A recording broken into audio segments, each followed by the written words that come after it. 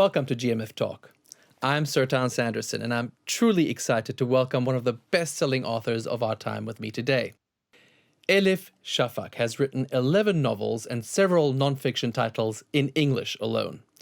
And over the past 20 years, she has also established herself as a forward thinker, fighting for minority rights while trying to inspire the people around the world to think outside the box.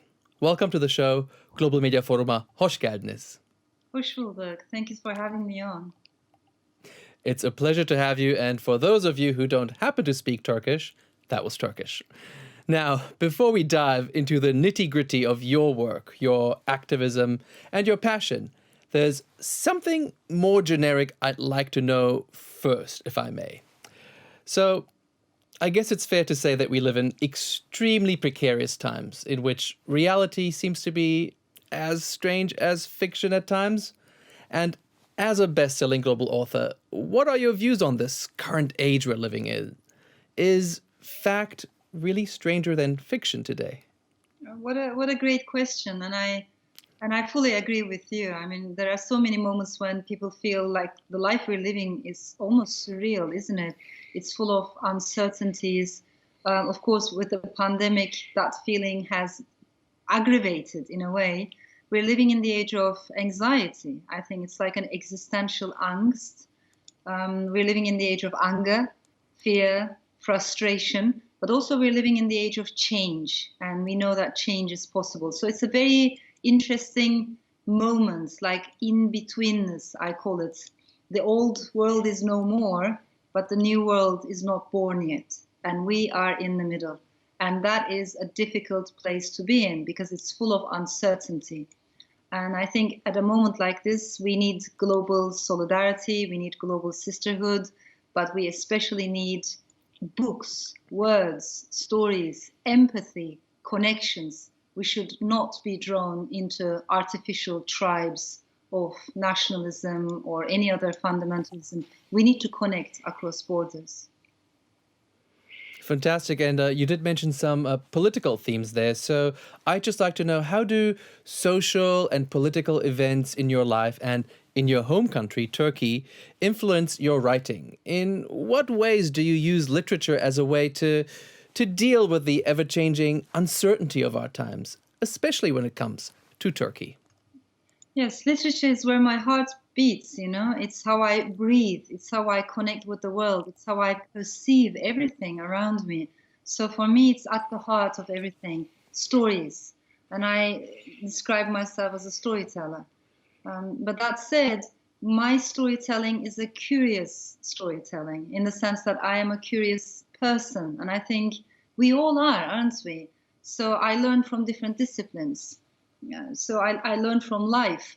But basically, I think as a writer coming from a wounded democracy or a wobbly democracy, countries like Turkey or Pakistan or Venezuela or Brazil, but nowadays also Hungary, nowadays also Poland, the list is so long, and that list is getting longer, unfortunately. So if you happen to be a writer from wounded democracies, you do not have the luxury of saying, you know what, I'm not going to talk about what's happening outside the window. You don't have the luxury of saying, I only want to talk about fiction and nothing else. Because we writers are not disconnected from the societies where we come from. But also, I am a feminist. And I've learned many, many things from feminist movements of past generations. And one of the most fundamental things we have learned from early feminists was that politics is not only about political parties, it's not only about parliaments or politicians, what politicians do. Politics is broader than that. Wherever there's power, there is politics, which means you might be writing about sexuality, you might be writing about gender discrimination, you might be writing about women's issues, and you might still be doing political work. So if you describe politics in such a broad way, again, you cannot be apolitical or non-political. But that said, for me, there's a very important nuance. I'm interested in asking questions. As a writer, I don't try to give any answers. I don't know the answers myself. We're learning, all of us, together.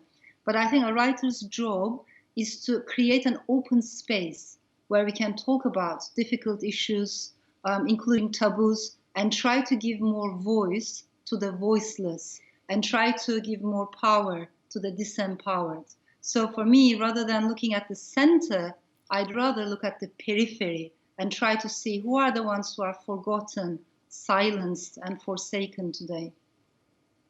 Those are very inspiring words. And you mentioned it yourself. You mentioned wobbly democracies. In many countries, we are observing a backward trend when it comes to human rights, including especially freedom of speech. You yourself have faced attempts to put a gag order on your self-expression. For example, when you wrote about the Armenian genocide, which the Turkish government to this day denies was a planned massacre.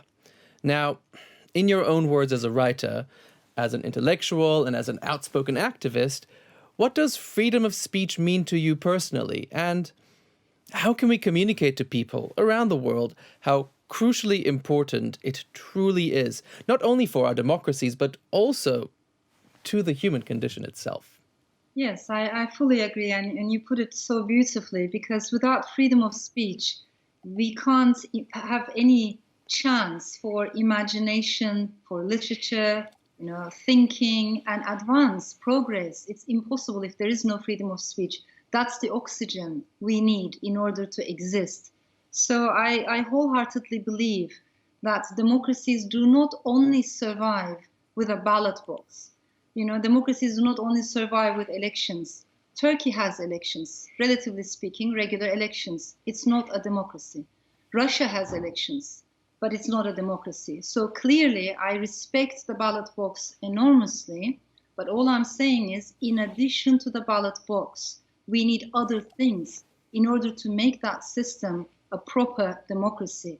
What do we need? We need rule of law. So important. Separation of powers. No human being, no political party in this world should be too powerful. It is not good. We need, as human beings, we need to correct each other. So separation of powers is very important. But we need a free media, diverse media. We need women's rights, minority rights, LGBT plus rights, and we need freedom of speech. Together with all these components and the ballot box, a democracy can survive. If the components are broken, that system cannot be a democracy. It can only be majoritarianism. And from majoritarianism into authoritarianism, it's a very quick fall. Let's now turn our focus to minorities and oppressed populations. First of all, you are an outspoken women's rights activist. In your personal view, where are women globally today? How far are we as a global community away from achieving true equality of the genders? I think we're at a very critical crossroads, and it would be a huge mistake to assume that women's rights is the problem of some people far away over there in some turbulent lands, but it's not a problem in the Western world because the Western world is so beyond that threshold. That would be a huge mistake. And I think if we've learned anything at all from the events of these past years, especially after 2016, Brexit happened, Trump's election happened, we have seen the rise of populist movements in country after country. So when you look at that entire framework, if we have learned anything at all, we've learned that there's no such thing as solid countries versus liquid countries. We're all living in liquid times, East or West, which means democracy is much more fragile than we initially assumed. It's a very delicate ecosystem of checks and balances. And when and if countries go backwards, as it happened in Turkey, as it happened in many other parts of the world too, unfortunately, if and when countries tumble into ultranationalism, religious fundamentalism, populist authoritarianism, the first things that will be curbed, taken away, will be women's rights and minority rights. We have enough of historical evidence to show this. In other words, I think women and minorities should be even louder and more passionate defenders of democracy, because losing that means losing our basic rights for us.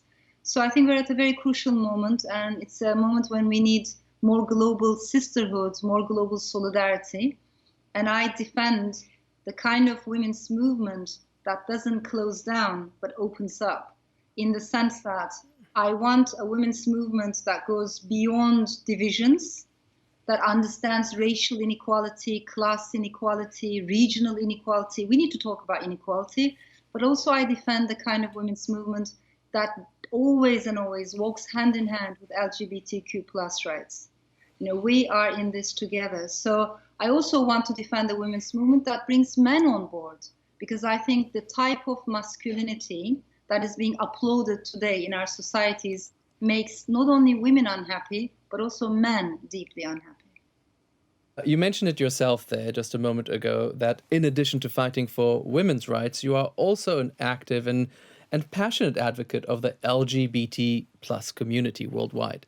Can you tell us what challenges gays, lesbians, transgender individuals, and many others face today, and what you are doing yourself to combat such hate and prejudice? There are many challenges, and it would maybe I should also mention that some of these challenges are very open and visible, but some others are more subtle, maybe a little bit more diffuse: discrimination, inequality, and we need to increase our awareness to understand, and we need to listen to each other's stories. We definitely need to listen to the stories of LGBTQ plus communities, because there are so many stories that are being untold and unheard, even to this day. Sometimes it's more difficult to challenge a discrimination that is more subtle or internalized, all these prejudices. But I think it's very, very crucial if we want to have proper equality and human dignity. For me, I think anyone who looks at my own writing, over the years in almost all of my books, from the very beginning, actually, my novels, also my interviews, my academic background in gender and women's studies, queer studies, it's very clear that I have, in my own way, always tried to defend the rights of LGBTQ plus community. But I think I never had the courage to say that it was a much more emotional connection for me, not only a cerebral one, not only an intellectual one. It took me many years to be able to come forward and say that I was bisexual. I felt, I think, never ready to say that until recently. But all I'm trying to say, and the reason why I mention this, is because I believe each and every human being is, has multitudes inside. Like the poet Walt Whitman used to say, we all have multitudes inside. But we are living in a world that does not celebrate or understand multiplicity, and we're constantly being reduced down to narrow identities or just threads of identities. I want to be able to celebrate multiplicity. For me, one way of doing that is literature, because when you tell people's stories, when you listen to people's stories, it becomes easier to empathize and understand and realize there is no other. The other is my brother, the other is my sister, I am the other. So that's one way of overcoming those divisions. But if I may add this, I also find it very important to understand that human rights are universal. They're basic, fundamental, and universal, which means they need to be defended together as an international community. This is not something we can negotiate. Human rights are not something you can put on the back burner in the name of financial or trade or commercial interests. I think they have to be at the forefront of all of our debates and relationships from now on. So, what should we do as an international community when it comes to big shifts like Poland introducing gay-free zones, whatever that is, or Turkey cracking down year upon year upon year on LGBTQ plus marches in Istanbul and elsewhere? Should we just say, well, those countries, they're on their own journey, they'll get there, we have to let them reign free and figure things out for themselves? Or should we, as a global community, say, enough is enough? I think, first of all, we need to stop seeing these incidents as isolated incidents. There is a backlash against minority rights, there's a backlash against progress, against women's rights. Why? Because the world is changing. Because people can see that change is happening. More and more people are coming forward. and defending equality, justice for all, basic human dignity for all. And this is creating a backlash as well. So we need to understand that we all have to speak up and speak out. Human rights are universal. It is not something that every country can negotiate on their own or every government can decide on their own. I'm talking about basic human dignity and equality. This is a universal value that we all need to defend. And therefore, I find it very important that human rights be at the forefront of all of our talks. If politicians are using human rights as a secondary issue, as something that can be put on the back burner in the name of commercial interests, in the name of financial interests, what does that say about us, about Europe, about core European values? So we can't allow that to happen. I think human rights has to be at the center of all of our relations. I find it completely unacceptable, unthinkable what's happening in Poland today, creating these so-called LGBTQ plus free zones. What's happening in Turkey today, and for many years it has been going on, also in Brazil, but also in many other parts of the world. So for me, it's a huge part of the struggle for democracy, diversity, and inclusion to defend the rights of the LGBTQ plus community. Now, we've been talking about issues relating to populism, to women's rights, to politics, even to this very interesting age we're all in with the coronavirus. But today, Elif Shafak and I want to discuss something very personal: mental health. Mental health is an issue that does reflect time and again in your writing, in your work, in your activism, and many people would maybe regard you as a disruptor of sorts in this context. First of all, you address issues in your work that some societies do not feel at ease with, be that sexuality, patriarchy, religion, or even more specific and more personal, issues such as postpartum depression. But also you use literature as your means of expression, as your way of communicating and transporting your observations into the world.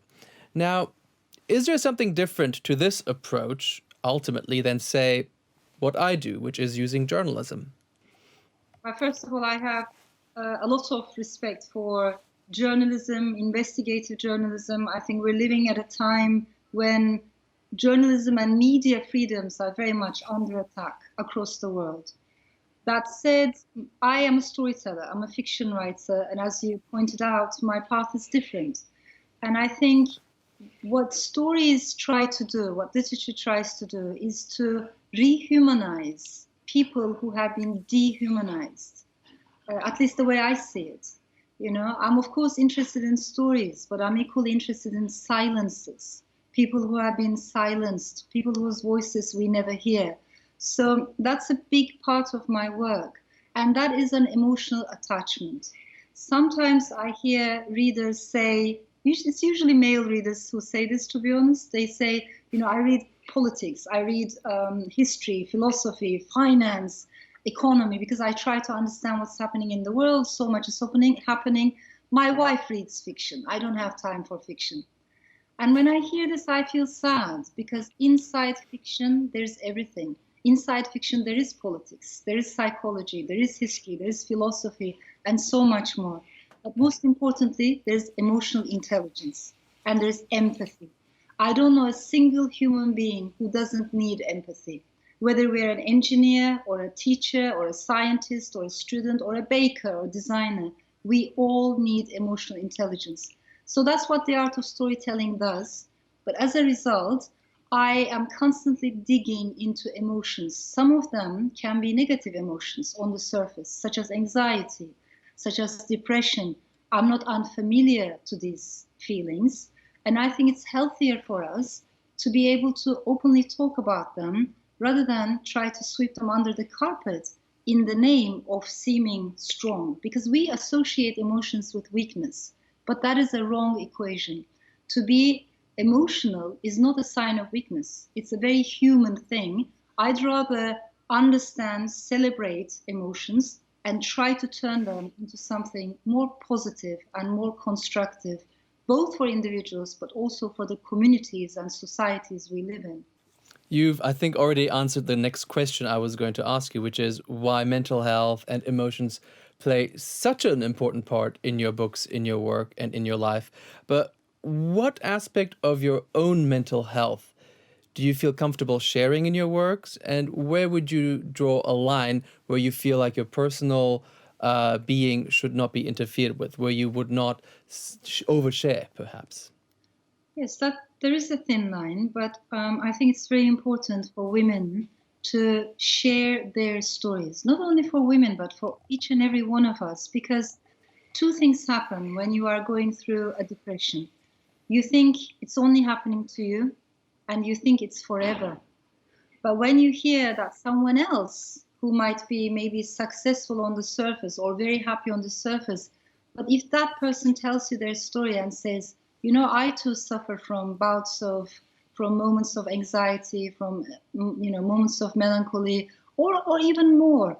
When you hear someone else's story, then you realize, first of all, you are not alone. This is incredibly important to understand that we're not alone. And secondly, we realize it doesn't go on forever. It is a season. And after that season, there are other seasons in our lives. So it is very important for us to openly talk about mental health, to openly talk about emotional turbulence. And you can do that without bringing your very private life into the public space. It is possible. There is a balance there. But I think silences are dangerous. And again, if we have learned anything at all from Black Lives Matter, from Me Too movement, and from very important social movements for change and equality in the last decade especially, we have learned one thing, that silence encourages, emboldens inequality. So we have to share our stories, but most importantly, we have to listen to other people's stories. And you put that so poetically. Thank you. Let's move slightly, perhaps, to a more positive outlook. Last year, you published a book called How to Stay Sane in an Age of Division. In a nutshell, could you please share with us how we do manage to stay sane in these rather interesting times? I think we approach the question by recognizing that it's okay not to be okay at a moment like this. So rather than trying to be always jolly and happy and completely balanced, trying to be perfect all the time, we have to recognize the fact and embrace the fact that it's okay. If you're feeling from time to time anxious, if you're feeling angry, if you're feeling frustrated, disappointed, it means that you are following what's happening in the world. If you're not feeling any of these things, then it means you're living in your own cocoon. So my point is, when we follow, when we feel what's happening in the world, of course it has an emotional toll. That is understandable, and that's not a bad thing. But the thing is, anger in the long run can be quite corrosive, or anxiety in the long run can be quite damaging. So to recognize these emotions, but how do we turn them into something positive? In order to do that, I think we have to make a distinction between information, knowledge, and wisdom. We're living in a world in which we have way too much information. And the truth is, we cannot process this much information. We have too much information, less knowledge, and very little wisdom in today's world. We have to change that ratio. Let's have less information, please, because we're not processing it. Let's have more knowledge, which means we need books, investigative journalism. We need in-depth analysis. We need to slow down.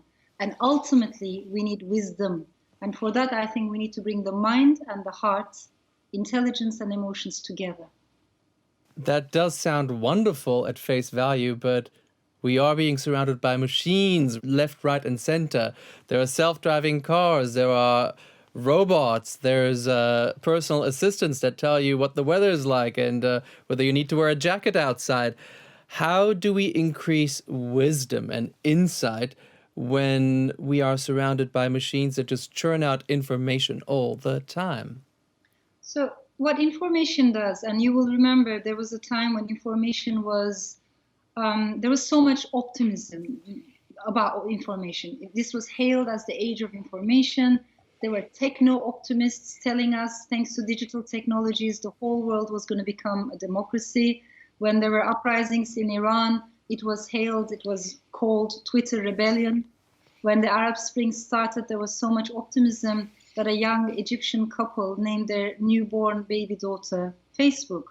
And I never forget, 6 months later, a family in Israel, they named their third child Like. So fast forward, I think about those children a lot today. Facebook in Egypt and Like in Israel. They were born into a time of digital optimism, optimism about information, and now fast forward, we're in the age of anxiety. We need to talk about the dark side of digital technologies. It has a bright side, but also a very dark side in terms of misinformation, hate speech, slander, dividing us into boxes. We need to spend less time getting our information from social media. We need to go back to books, slow down. I think we each need an inner garden, to retreat into that inner garden for as long as we can every day and balance ourselves. Because when we're surrounded by other people, we are affected by their energy. If all my friends are biased against a certain identity, whether it's a sexual identity, ethnic identity, or cultural identity, that bias also starts to affect me. We don't realize this. So when we go to an inner garden with a book in our hand, something else opens up in our psyche. But ultimately, I think we need wisdom. And for that, we need stories. We need storytelling. I'm not saying that as writers we are wise, don't get me wrong. But the art of literature, art itself, has more room, space for wisdom, precisely because it helps us to connect with our fellow human beings in ways we never can in our daily lives. We connect through the mind, but also through the heart, if we know someone else's story. That's why I think we need to spend less time on social media dealing with bombardment of information, more time with books, thinking, a walk in nature, just reconnecting. As we are speaking, our planet is burning. We have a massive climate crisis unfolding in front of our eyes. This is the moment when we reconnect with Earth. So there's a lot of rethinking and reckoning that we need to do right now. Ms. Shafak, so you have been publishing novels to great acclaim for almost a quarter of a century now. How has the publishing industry changed in all that time? What new demands do you face in an age of ever-changing innovation in all media? Are there any differences in terms of the demands you face as a writer, let's say between the Anglo world or Western publishing industry and your Turkish publishers? Thank you. I think it's a very layered question in the sense that, on the one hand, lots of things are changing in the publishing world. But on the other hand, one thing is not changing, and that is our need for stories as human beings. For instance, throughout this pandemic, we have seen that despite all the difficulties and massive challenges that as human beings we're experiencing, people's need for books has not dropped. People have been reading more, actually, and in a way retreating into books. I find that very important. I find it important that we read both fiction and non-fiction together. The format, of course, itself can change, whether it's ebooks, depending on technology, but we also realize that we're not going to abandon print books very soon, because that is a very personal connection, what we have, that personal connection with books, just holding a book in your hands. I don't think we're going to abandon that anytime soon. But one of the things I can share with you is there's a lot of, when I look at the publishing world, there are lots of boxes. And I think as writers, we need to question those boxes.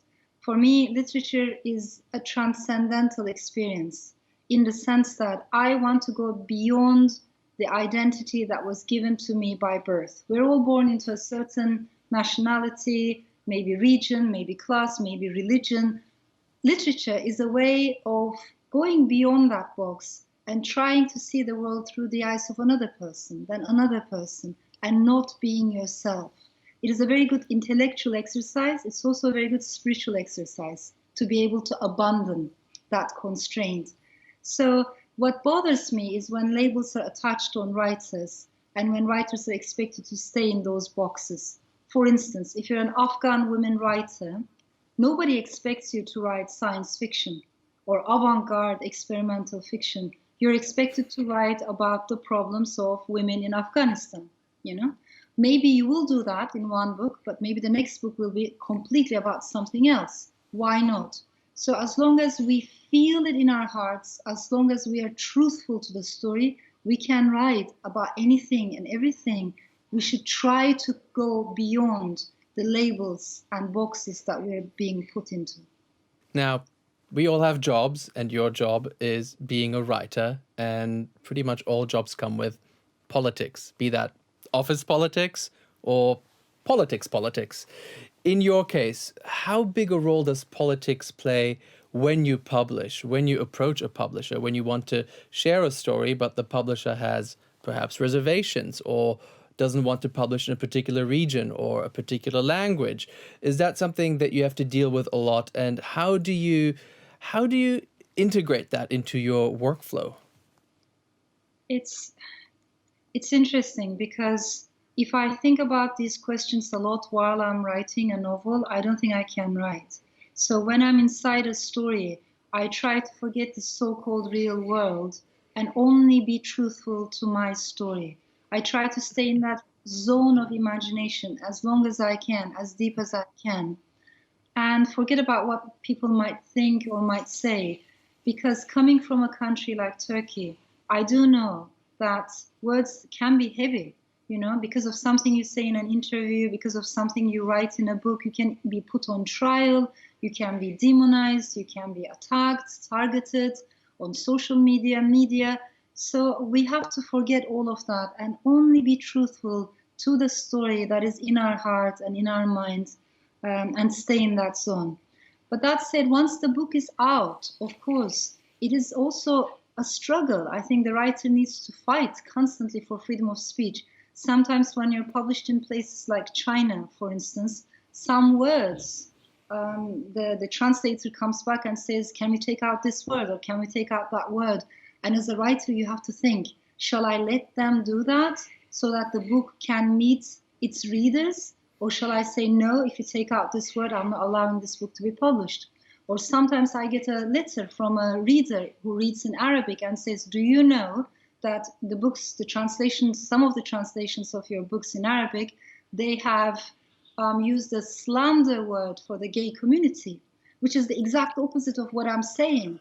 And I don't know that, so I have to write to the publisher and make sure that is corrected with an apology the next time. You see what I mean? So I can give you many examples, but there is a struggle that comes also after the book is published. But I think we have to, as writers, also be careful about self-censorship. Sometimes we also censor ourselves. So the only way to not to fall into the trap of self-censorship is to stay truthful to your own art and is to stay in that imaginary zone as long as you can. That's all very fascinating. I mean, I just love what you're sharing about how you go about your work. It also reflects a lot about the media and especially journalism as well. Even though we do not deal in a world of fiction, we also have to exercise a lot of caution and balance that against being truthful to ourselves. But I have a question to you as a writer, as a best-selling global writer on top of everything. Who's your favorite author or your favorite book? That's a very tough question for me because, you know, I think as writers, we're constantly in conversation with other writers, including writers who are not alive today, including the ghosts of, you know, writers. I read a lot. I try to read every day, both fiction and nonfiction.